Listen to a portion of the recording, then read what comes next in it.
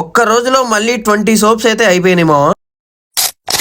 Day 6 and 7 of earning 10,000 in 10 days చాలి. Hello మామ, మనకైతే వాళ్ళ సోప్స్ అయితే 20 ఆర్డర్స్, ఇంకా ఆయిల్ అయితే 7 ఆర్డర్స్ అయితే వచ్చాయన్నమాట. సో ఇంకా ఎప్పట్లాగే ఆయిల్ ప్రిపరేషన్ కావాల్సిన వస్తువులు అయితే తీసుకొని ఇంటికైతే రిటర్న్ అయ్యాం అనమాట. ఇంకా ఇంటికి రాగానే కట్టెలు పోయి అయితే వెలిగించుకున్నాం. ఇంకా మనం అయితే ప్రిపరేషన్ అయితే స్టార్ట్ చేసేసాం.